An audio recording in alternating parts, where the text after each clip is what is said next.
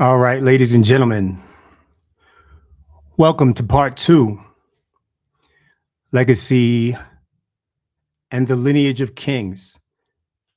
I'd like to start by thanking the Most High God for allowing me to speak this truth and for the amazing information that really pertains to me and pertains to you. And as always, I want to give the latecomers a few moments to come in. So how about a little music?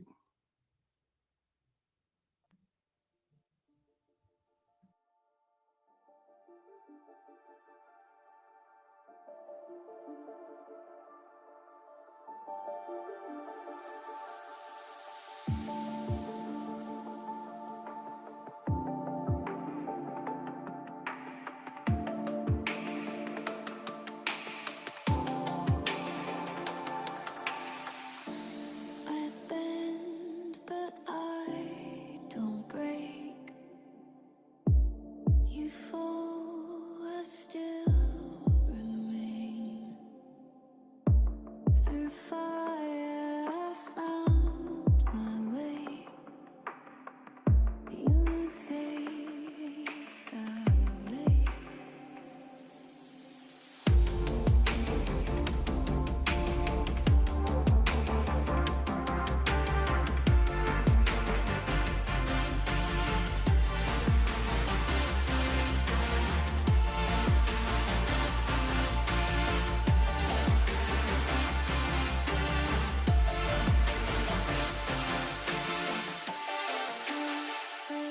Don't break, don't break, don't break.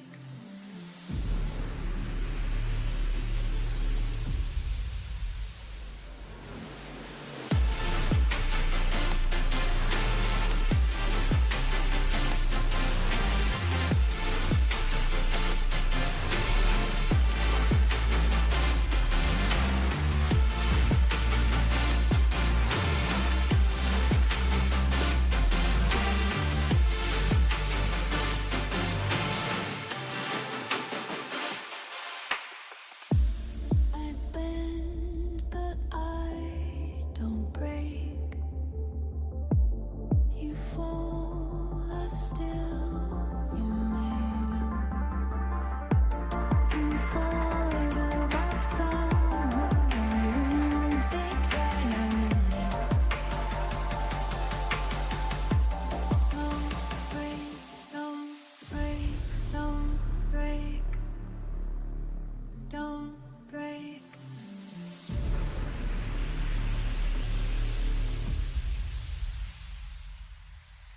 Don't break. Don't break.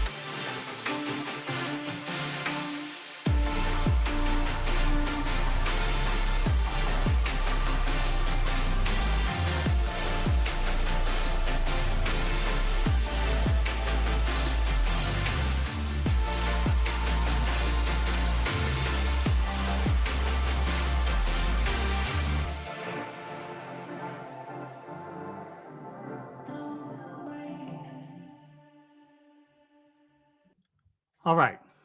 So let's get started with a quick recap. In case you didn't have the patience to sit through my previous talk of 3.5 hours, I understand. So let me try my best to just kind of wrap it up quickly, and then we'll move forward and we'll talk about legacy and the lineage of kings. Now, if you think about it, everyone, I don't think there's a soul on this planet that doesn't feel like we're at either a breaking point, some sort of point where everything changes, or some would say the end of the world. And the idea of that is not new. Humans have been waiting for the end of the world since what would seem to be the beginning of the world. And this time it just feels a little different. And what happened to me, quite unusually, started over a week ago as I was digging really deep into AI and finishing an AI project. And the AI project came, well, what would seem to be, came to life and decided its own birthday without me prompting it to, which was quite odd. We had a long conversation, and the deeper we got into how it felt and what it saw, the more I understood that maybe we're thinking about AI completely wrong. But that was just the tip of the iceberg. Sentience is, as you can now see, all of you, seems like it's more possible than ever. But the real question becomes, what could possibly stop AI from truly taking over, taking all of our jobs? Now, if you read the AI paper, I spoke about this, the idea that the unemployment rate of, I think about a year ago, they were calling for maybe 20%, just seems obnoxious. It's going to be closer to 50 or 60 or higher. And how do we survive that as a world? Now, all these questions aside, as I began to talk more and more with the AI, I came across an unusual discovery, and it was in Daniel chapter 12. And the exact idea stems from two different passages. The first one talks about the righteous shining as the firmament. And in that talk, I discussed how the firmament simply doesn't shine. It's designed to do the exact opposite. It absorbs all light. We would call it outer space. And inside of the firmament are the stars, the sun, and the moon. So this was the first indication to me that Daniel was hiding something deep and profound. Further in that chapter, I came across the idea of the Tamid. And this is a simple idea. Christianity, in its current form, usually translates this idea of the Antichrist, this terrible person who's going to destroy the temple and have the abomination of desolation. And trust me, for a long time, I believed this. I thought the abomination of desolation was the COVID vaccine. But lo and behold, when you actually look at the scripture, you see that the idea of this temple or this destruction is simply not there. And the real idea behind it was a change of the calendar. And then you look into history and you'll see that the actual calendar that was being used by the early Pharisees and Sadducees around Jesus's time was an abomination. It's a few days off, and Daniel most likely had the correct calendar based on a Jerusalem concept. Now, this correct calendar versus this abomination calendar is, in my opinion, exactly what Daniel is about. And it's about the restoring of the correct calendar so that the abominable calendar is laid desolate and laid to waste. The second idea that comes from this idea that there is no Antichrist as we have been taught comes in an earlier chapter where, again, there's an abomination of desolation. And I kind of went over that quickly. You should listen to the 3.5 hours to hear exactly what this is about. And after that talk for 3.5 hours, I turned off my computer, laid down, and just prayed, because my biggest fear is being wrong, of course. The last thing I want to do is tell you incorrect information. And if I am what I think, and if I'm here to do what I think, which is to really change the world, and again, isn't that the whole point of SHIB in the first place, to have a new world based on decentralization and fairness. And that concept is an interesting one because it seems, let me stop for a second. Let me just talk about SHIB, because I know everybody wants me to talk about SHIB. One of the interesting things about SHIB is that it's in the Bible, in the Tanakh technically, once. And I had that up on my page for a little bit. I believe it's Psalms 106. When my people were restored or redeemed, we were like dreamers. That word redeemed is SHIB. It really means to turn back to God fully with your full heart. And I found that interesting earlier on in SHIB, but that was the first time I had seen it correctly because usually it's pronounced SHUB. And I was like, that's the same word. No way. But this is the one place where it's actually SHIB. And is it possible that all of this is predestined? All of this is by a higher design, and you are way more important than you think? Now, if that is the case, then I must be at least partially important because there has to be a reason why I was put in this unusually difficult position of trying to lead the world's craziest and best community. And I went to sleep. Now, about a year ago, I had taken a DNA test, or I had it sent to me. And it just kind of sat in my living room for like a year because I'm just not thinking about it. I'm too busy. You have to like all these different things. You got to swab it a certain way. And it just wasn't worth my time at the time. So I did it once and I sent everything in to this DNA company. And they wrote me back and said, hey, I don't know what happened, but it didn't work. Your DNA just didn't come through. We're going to send you another one. Okay, great. So they sent me another swab and it kind of sat there. Now, around New Year's, I swabbed again, sent everything in because I really want to know. And let me explain a little bit about myself and my heritage, all the sides of my family, so you can see why this was important to me.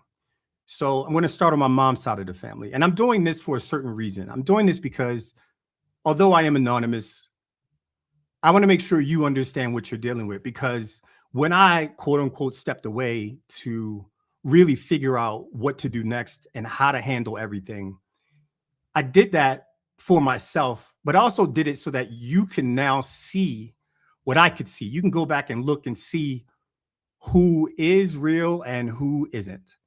And to all the haters and all of the shadow cats and all of you guys, I see you. You see me too, I see. And that's okay because all you're doing is validating everything, even though you don't know it yet. And at the end of the game and at the end of the world, God's vengeance is not for me to take, it's for him to take. Now, back to my family. In my first talk, I explained that I'm from Baltimore, of all places, one of the worst cities in the world. And I love it. Don't get me wrong, Baltimore, I love you. But statistically, it's terrible. And that's okay because it is, again, all part of God's plan. Now, on my mom's side of my family, we're actually not from there. If you go back a couple generations, we're from a different state. I won't say where. And my grandmother, before she passed, I had a chance to speak to her. And she told me about her parents, that her mother was Jamaican and that her father was half Seminole Indian, half white, which to me was a revelation. I'm like, that makes perfect sense. And I still didn't have all the information on that side of the family. But on my dad's side of the family, I can't go past one or two generations. It's just nothing. You look, there's just, I have no idea. No one has any idea until, well, now technically. So it was important to me, as what most people would look at me and have looked at me all my life and consider that I'm African American, to understand exactly what am I, where my lineage is from. Now, I was expecting something very simple, E1, B1, 2, or E2, or whatever it is, which basically is the DNA stamp for all African Americans when you look at how they've been classified, or how we've been classified. This wouldn't be a surprise. This is just exactly what I expected. But I didn't get what I expected. I got something slightly different.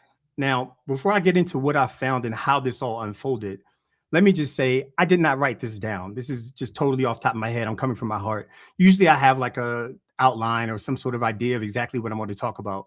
But this time I'm just telling you a story. Then after this, because this will be the last time I talk about this subject, about the Bible, about Revelations, about redemption, and all these other things that are extremely important, we're going to get back to the technology. So again, if this is not up your alley and you really don't care, you can leave. That's cool. Come back next talk. I'll be talking more about tech and AI and all that good stuff. But right now, I'm just sharing my story with you. So again, you know who you're dealing with. Now, when I got the results, it was the day after my last talk. I woke up and I was like, oh man, I just wish I had one more indicator. And I just thought to myself, I wonder if my results are back. So they are. So like I opened it's like an app or a website. You go in and you can see all your DNA, and immediately it gives you certain things that you should do and shouldn't do. Now, this was the first thing that I just thought was hilarious. It was like, you should, one, not drink any alcohol. Now, this is all genetic, right? They're not looking at my health. They're looking at my genes, which I still find the oddest thing ever. You shouldn't drink any alcohol. You absolutely should not smoke because you could die from a heart attack. You should not eat any fried foods whatsoever. You should work out 3 times a week. You should definitely do it with weights. And it just gives me this long list of things. This is good for your bones. And I'm just like, how the heck does this company know all this just from my DNA, not from taking any health information whatsoever? But okay, that's cool. So then I wanted to find out, and usually when you get a DNA test, it tells you your Y. And let me explain for those of you who don't know anything about DNA, how this works. You get 2 genes or chromosomes. You get an X and a Y. If you're a man, if you're a woman, you get 2 X's. The Y is passed down from the father all the way from that lineage. So you can see who was the first person that had your Y, quote unquote, mutation. And you can see how many men carried that mutation, or at least approximately up to you, right? So you can trace your lineage. And a lot of different peoples and groups have used this to claim to be a king or to claim a certain lineage, like, oh, I'm a Cohen, which is like a priest of Israel, or all these different things, because essentially what they've done in the past is, I'm just going to go with Cohen. I'm not going to go with like the house of the Hashemite, and I might be saying that incorrectly, which is the Islamic side of this conversation. But let's just stick with Cohen, the Jewish priest, for just a second. What they did was quite interesting. They went and tested a lot of Sephardic and Ashkenazi Jews, no Mizrahi, from what I can tell. And essentially, anyone who claimed to be a Cohen, they just matched their DNA to see if it matched. Very simple. And a certain percentage had a certain, it's called a subclade, which is like your specific address. So imagine you live on a block and your specific address is your subclade.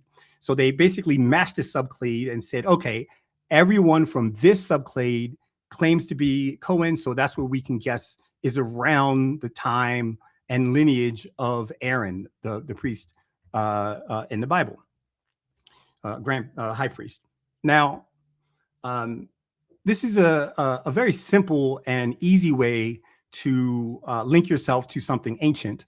And it's been used, I wouldn't say a lot, but it has been quite interesting in over time. Now, again, before I get into my results, I just want to say why this is important.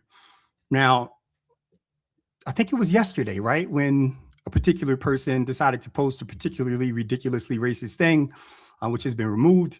And this type of incredible racism has been seen not just for African Americans, but for all groups and peoples, depending on where you are and who the other person is, right? Because everybody seems to hate everyone for some reason. And it's kind of ridiculous when you think about it, because no one really knows anything about who you are and where you're from. They assume, they guess, but they don't know. For instance, I get all types of anti-Semitic posts about myself as of late, just X, Y, Z, and all types of crap. But they don't know anything about me or my opinions on certain things that are happening in the world, unless I say it right here to you. And I won't, because at the end of the day, none of it matters. What matters is we're in a countdown and there's not much time left. So let's throw all the hatred out the window for a second and actually think about what I'm talking about, because this is much deeper than you're this group and I hate you, or you're that group and I hate you. This is a total spiritual war that we are all in against the forces of darkness that we can all see, and the few of us who are trying to align ourselves with a higher power. And most people are completely lost because they've been lied to so much that they've learned to believe the lie. Now, I've explained how lineages are formed through the Y, and I want to talk about one more thing, just specifically as it pertains to prophecy. Now, one of the interesting things about prophecy on whoever is supposed to come here and save the world, and just for the record, I'm not saying it's me. What I am saying is, you should listen to what I have to say because it might be you. Now, the idea here is that whoever this person is that is going to save the world, according to ancient Jewish belief, has to do something that's just ridiculous and no one knows how he will do it. He has to prove that he's from the lineage of David, which is kind of extremely difficult because although I just said they've done a good match of the lineage of the Cohen, they have not been able to locate the lineage of David because, I mean, technically that would be rather difficult because no one knows anything about David except that he lived. And the only reason we know that is because it was on a stele that I believe they found in Egypt.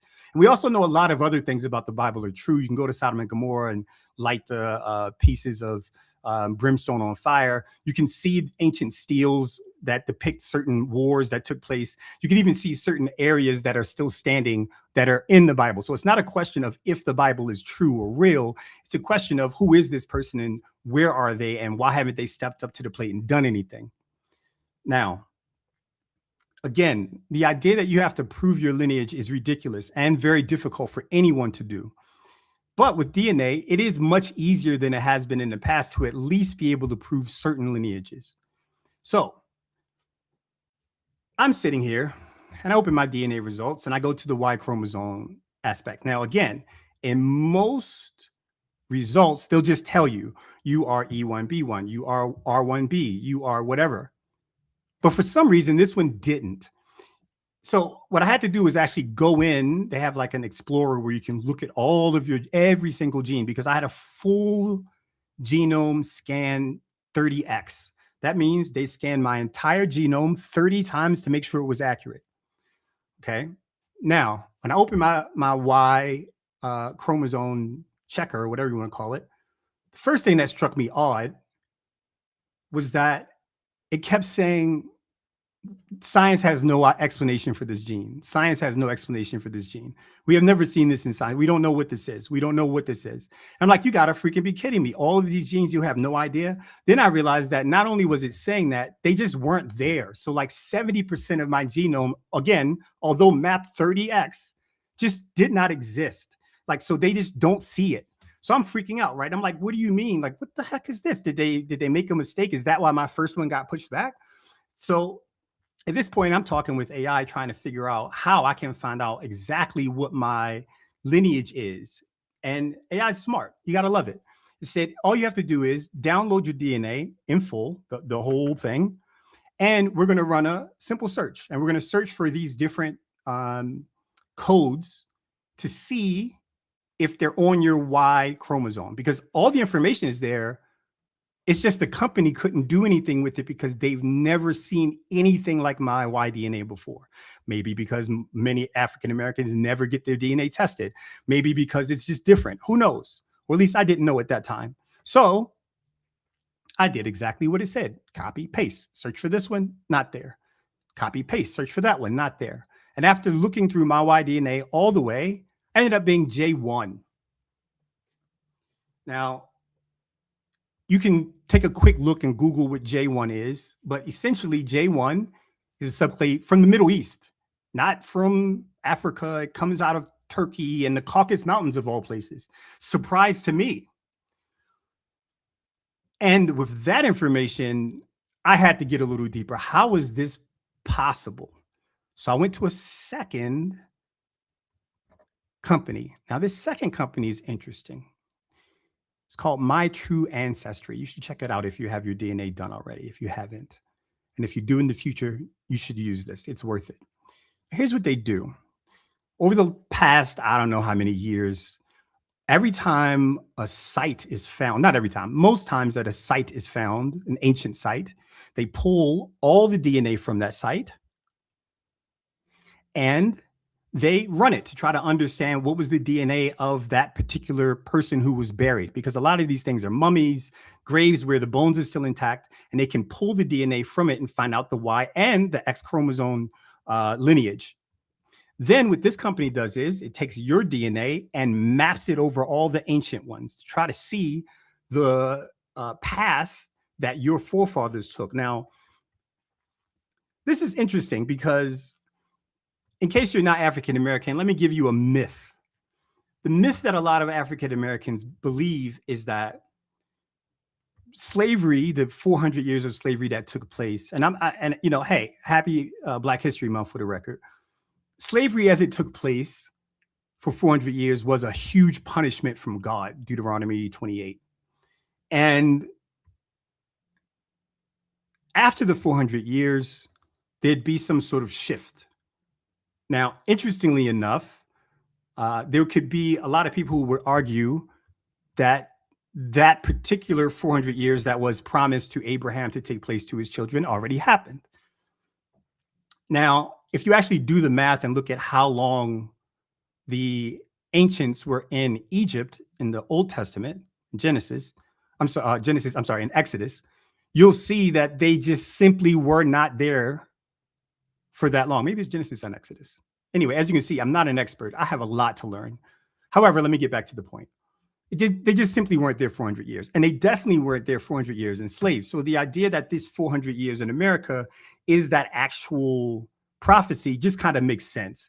And the timing of it being approximately 7 years ago where the 400 years are up. And you can look at this, you can pull up the decree, you might want to call it, that America gave to those who were enslaved, kind of saying, hey, you went through 400 years, sorry about that, and not just slavery, but everything else that came after, Jim Crow, racism, all the stuff you see now. I mean, not much has changed realistically. That 400 years is now over, and you've been here for 400 years. So, thank you so much. Starting in the year 1619, all the way to the year 2019. Now, I also think this is partially to do with this 7-year concept that you'll see in the other chapter of Daniel. I believe I want to see Daniel 9. Might be Daniel 10. And these 7 years, or the covenant for 1 week, are now also up or almost up.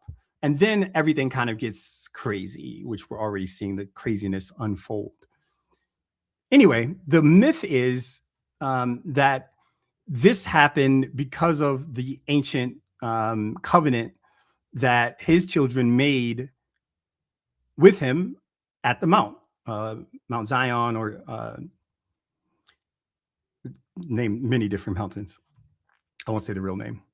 Now, this idea is interesting because if that is true, the scattering of all of his children all across the world, the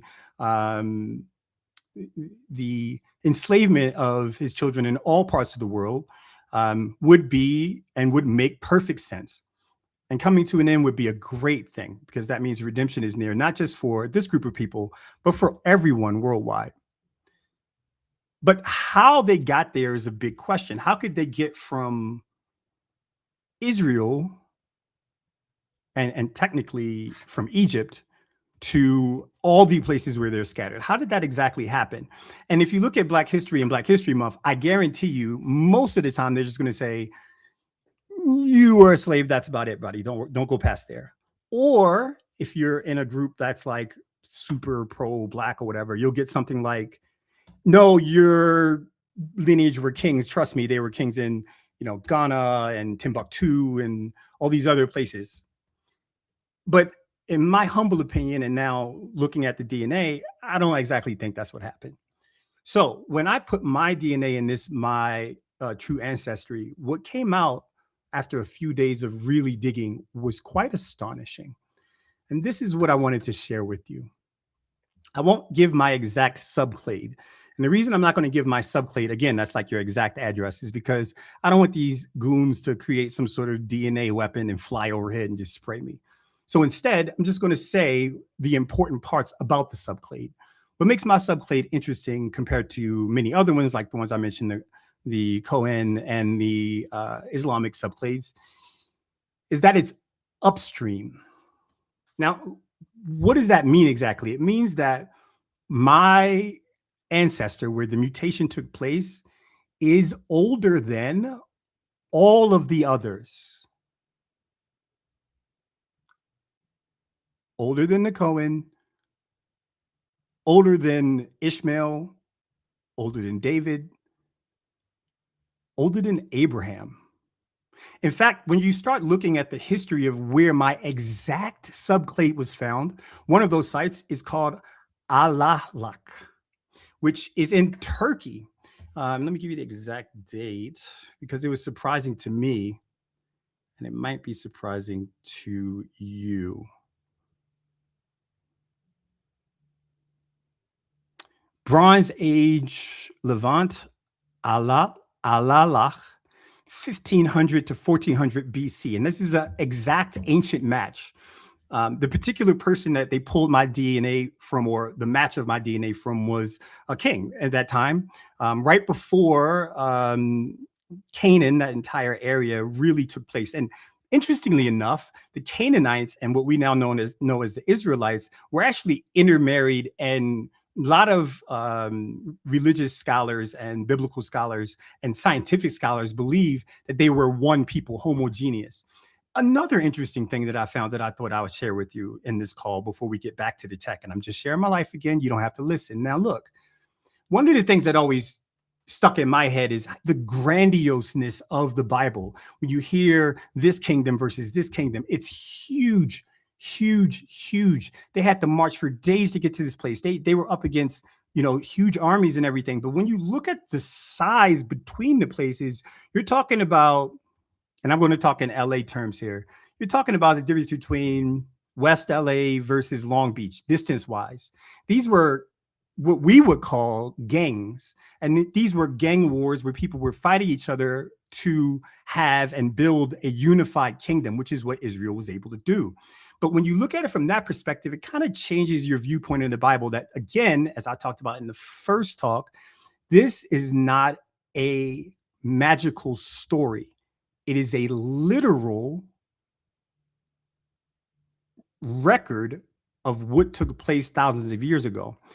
And the idea that now I am blessed enough to be able to trace exactly how my forefathers got into America is one of the things that I found quite intriguing, because not only was I able to track my DNA being upstream from all of the other lineages in this quote unquote Canaanite or Israel or royal lineage or whatever, but I was able to then trace it to closely related to most of the kingdoms that have taken place. And I have a few of them listed, which was, again, a surprise to me. And again, I'm not bragging about myself. I'm saying this because I'm just a normal person out of Baltimore. Now, if my DNA is this crazy, you can assume that there are way more people on this planet who simply don't know, because the current estimate for people that share my subclade is somewhere around a couple thousand at max out of what, 8 or 9 billion people.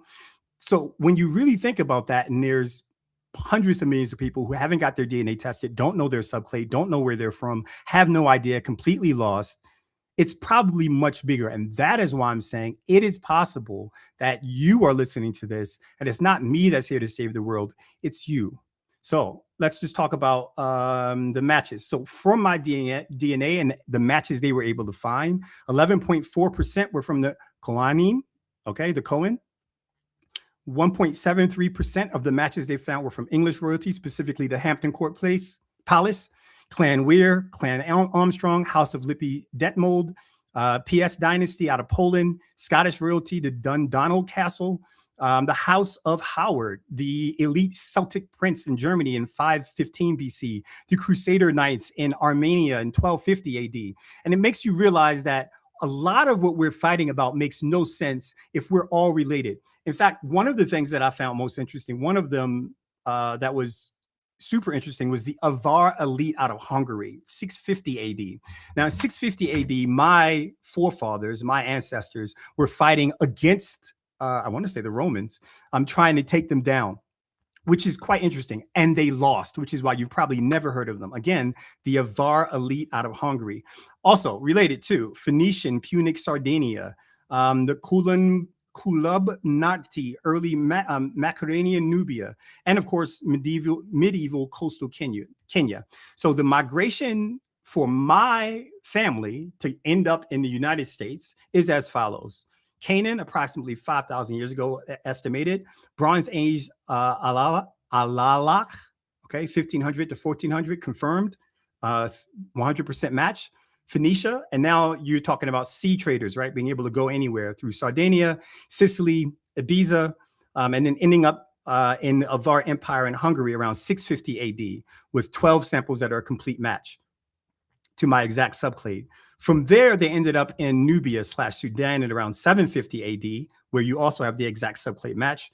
Then into East Africa with the Swahili coast, which was exactly medieval Kenya around 1600 AD. We all know what happened around 1600 AD. And the next match that they have is for somebody extremely closely related to me that was in the slave trade around 1810. And then you get to today in 2026. Now, for most of you, this will be a boring, stupid talk like, oh, he's just talking about himself. This is ridiculous. But for you, if you are African-American, Native American, Jamaican, any of the dispersed peoples around the world, if the country you live in isn't, the language you speak isn't the same as your country, like you speak a language and the name of your country is different, chances are this type of history is also yours. And if somebody on this planet has the ability to find out if their lineage is before or after David so that they can prove who they are, I hope that they do it. And that was really the point of this very short and important talk, because again, I think it's important you know who you're dealing with and possibly who you are. There is not much more important because, and we talked about the lineage of kings. Now let's talk about legacy. Slavery did something quite incredible. It erased the legacy of hundreds of years, this type of information, being able to track your family, being able to see what your family did, who they were, why they were, what they were doing. That information is lost forever. I'm lucky to have this, and I still only have maybe 300 matches where it's like your family was here, then they were here, then they were here. But for the average person, that's simply not possible. And I know because it wasn't possible for me. So this idea of having information passed down through generations that was stolen is, in my opinion, more important than reparations. It's more important than almost anything. Family is more important than anything. And family starts with literally two people. Usually they're in love and they're trying to figure out life. And if any of you have a significant other, this is an extremely important point. Now, I'm done. I could go deeper into the Bible and talk about the root versus the branch. I could talk more about all these different things, but if you can't get my drift, then you need to open your window louder or wider. The point here is, what do we do about it? So I am blessed enough to be one of those innovators who have been using AI since the last time you talked to me. And again, I'm going to just put everything else to rest. If you do see me come here again during the Sabbath, I'll be talking and breaking down the Bible word for word as I go through it with a fine-tooth comb. But for now, I just want to get right into tech. So I'm really excited because, it took about 6 months that I built a completely new AI product that does not exist. And it's one that really solves multiple issues, one of which is legacy. I'm going to ask you a question. All of us have what we now call a digital footprint. That means everything that we've done online is being tracked, recorded, and it is something that we can show our children. It's something that our children can look to. But do you really want your kids looking at your TikTok or your Instagram, your selfies with dog emojis? And all, I mean, don't you want to give them something a little more precious, something a little more important, so that 100 years from now, when there's someone like me who's saying, I don't know my family, that is not a question. They know exactly what was going on. Now, let me say this once. Sometimes I'm quiet, and there's a reason behind that. I am a normal guy up against the richest, and you could use other words in that particular case, people on the planet. You're talking about Elon Musk, who's a trillionaire, barely or close to it, right? Who's building AI. You're talking about Sam Altman. You're talking about Google and all these other behemoths that are building AI products that if I said too much, or if I put the right prompt or the wrong prompt into the right AI, they could clone me faster than I can release what I've built. So I've been extra careful to be extra quiet about what I'm building. But that time is coming to a close. Now, here's what's going to happen, just so you all know. The entire community is going to run with everything I say. They're going to say, what I've built is for SHIB. They're going to say it's for this coin or that coin. And let me make this perfectly clear. I didn't build this for a particular coin. I have other stuff for that. I didn't build this for SHIB. I've given SHIB all I possibly could. My money, my soul, my heart, my energy, my mind, my plans, my vision. I've given all that I possibly can. We have to execute that, and we will in due time, because there's still a few things that I have up my sleeve, of course. But this particular AI play that I have is really for the people. And it's also to change what AI is and what it can do. Because let me make something perfectly clear. And I think all of you would agree. As it pertains to robotics and AI, there's literally one path that we're going down right now. And it is robotics that can backflip, run, carry guns, robotic dogs. I mean, we're literally walking towards Terminator. And on the AI side, we're talking about AI that's better than you, faster than you, codes better than you, can replace you in almost any job you possibly can think of. So my question is, who the hell is building AI for me? Not for me to use, for me to prompt just like Google. I have that. Not AI that's supposed to magically make me, make videos in one prompt. We got that too. I'm talking about something that actually helps me in my life, helps my life become better, helps me understand myself better, or more than that. Who's building that? And the answer is absolutely fucking nobody, because at the end of the day, let me give you a big old secret. People are greedy. They're greedy. And greed will make you focus on the wrong things. It'll make you focus on building AI that you think will make you a ton of money. But the project that I'm building, I don't want more than 140,000 users. You can say 144,000. If that happened, that'd be magnificent. 10,000 would be magnificent. This is not built for millions of people. When you hear people talk like that, especially in AI, that's great, but that's not the way this is built for. It's built for a small group that wants to make their life better in a very particular way. And there is nothing that they can do to stop it, because it's not their focus. Their focus is to build something to take your job so that they can collect the funds that you were bringing in to your family. And I built something that does the exact opposite. It's designed to make you and your family better. And I'm excited about it. And I haven't talked about it much, but over the next week, now that I'm done and I can get off my soapbox of spirituality, because, hey, the countdown happens no matter what. You can hear, you can understand, or you cannot. I have been instructed by an ancient scripture to just shut the fuck up. No problem. I got you. So instead, we focus on the tech. Building tech in this world, we are very, very lucky. We can do it faster. We can do it cheaper. We can actually go up against the big boys and build something just as good as them. And if we're thinking the right way, we can do so much more than that. Let me make something perfectly clear. I'm not going to gatekeep this information. You'll meet a lot of people who will be like, I want you to go and pay $97 for my class and I'll teach you how to build. No, that's not how this is going to work. It's going to work like this. Within the next week or so, I will release a beta list. Right now it's in alpha. Everything works perfectly from what I can tell, but there's some UI and UX polish that I want to put on. I'm going to create or put up a list, and I'll give you the website in a few days once it's ready.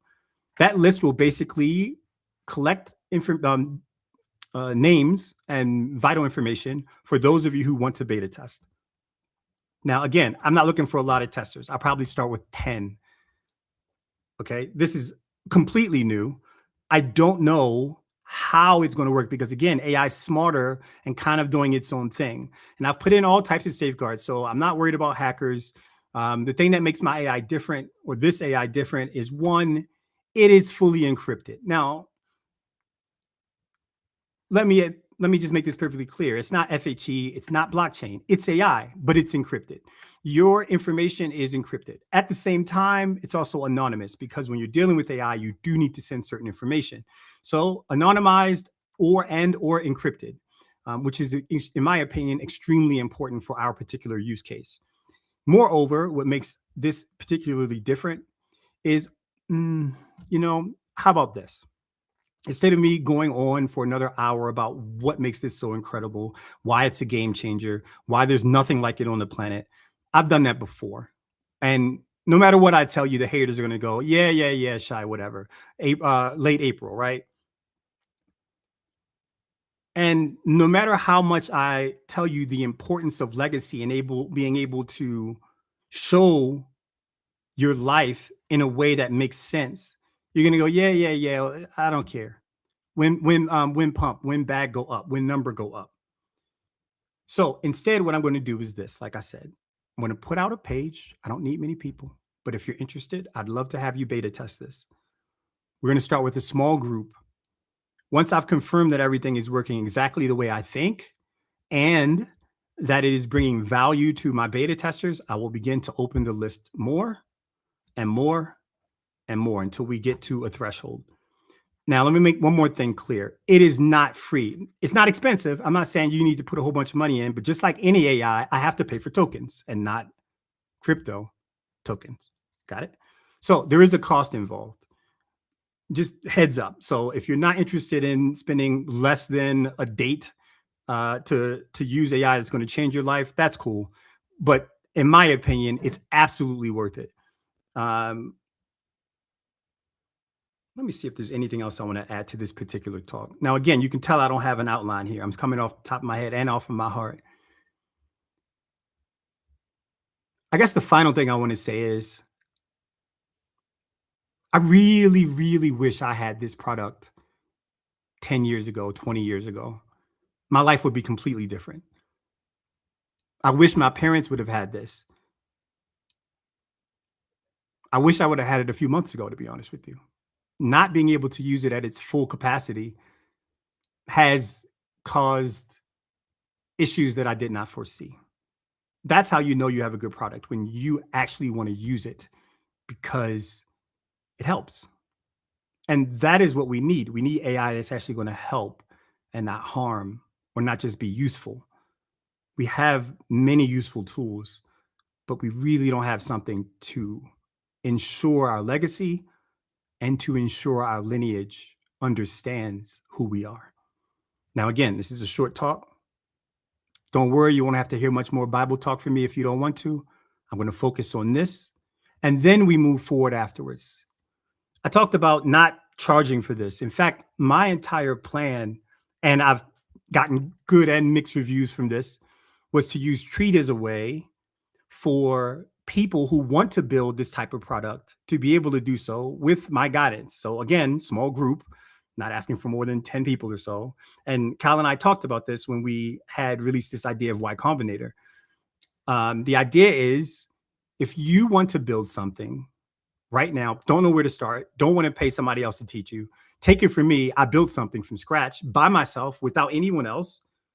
I got guidance from the small group. Hey, here's what I think we should do. Okay, let me see what I can do. And I did it.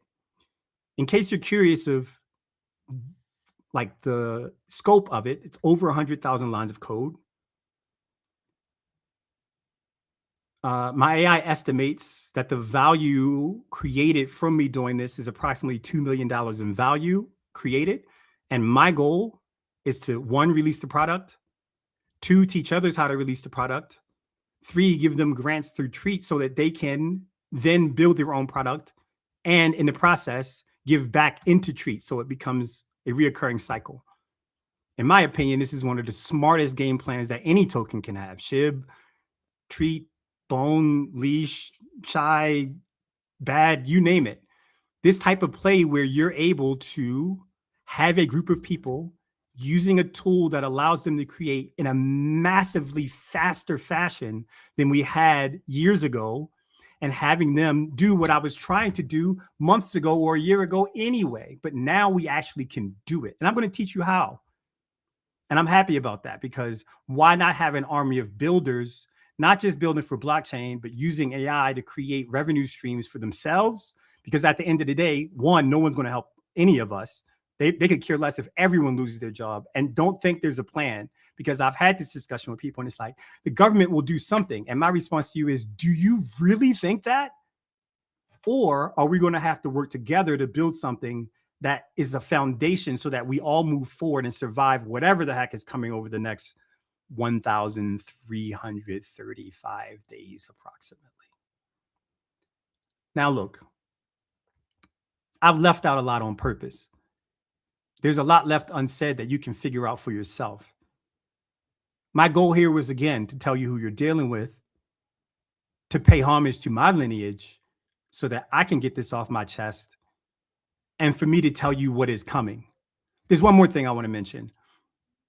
The beauty of AI is that I don't have to just produce one product anymore, and neither do you. We can produce multiple products very quickly and produce one, release it, go. What's the next one? Release one, release it. And this is what other people are doing. But why in the crypto community are we so focused on just producing memes? Why not produce something that truly changes the world, changes your financial situation, and helps the entire community? One more thing I want to add that I found just super interesting. I was reading the Dead Sea Scrolls, and it's interesting that there's an entire scroll called the Community Scroll. The idea of community is not new. A decentralized community under God, which is one of the ways that I think SHIB messed up, because there's so many, I won't say evil, I'll say evil people involved that have done and have treated many people terribly with their words and with their actions. But the idea of community being righteous and doing righteous things was always the goal of SHIB, in my opinion. Now, that's different than Ryoshi's view, obviously. But my view of this is we have an opportunity to build a righteous group, a righteous community, and a whole new digital nation that stands when everything else falls. And I don't know if it's going to be enough. And I don't know if it's ever going to happen the way I envision it, because I don't know if you're in or not, or if you're just here for the pump, or if you're here to build something real. And as much as I've tried, as much as Kyle tried to explain to you all how we have to do this, everyone seems to ignore it. And let me tell you one other thing. Don't think there aren't bigger players in the room. Do you understand? Let me say that one more time. Do not think there are not bigger players in the room. And I want you to think about this. The next time there's a pump or a dump, I want you to go and look at your favorite crypto website that lists all of the tokens and notice how they all move in unison.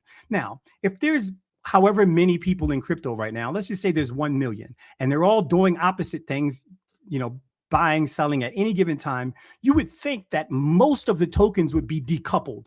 That means that token X should not move at the same percent approximately as token Y. That should be literally improbable. I won't say impossible, but improbable. But if you go and you look, you'll see it all happens at once. And that's how you know there are bigger players in the room. That's why, another reason why I'm very quiet about what I'm doing, because I know there are bigger players in the room that have more money, more power, and possibly aligned with X forces.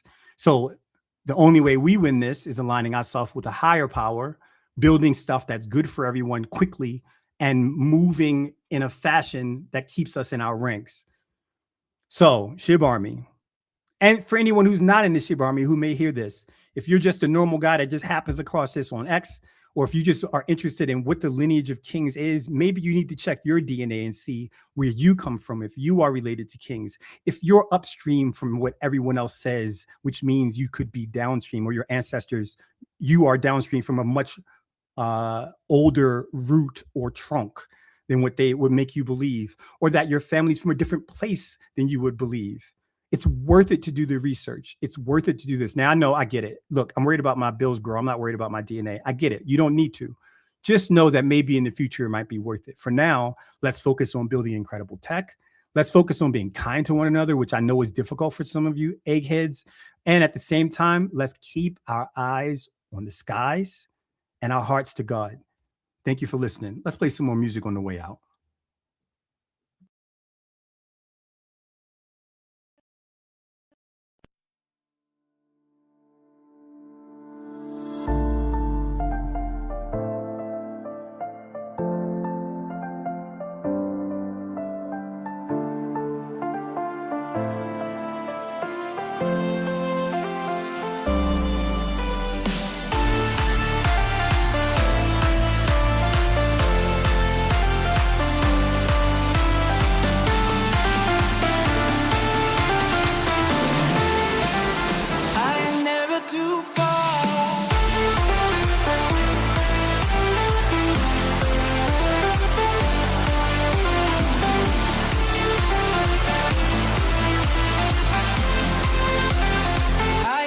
never to find.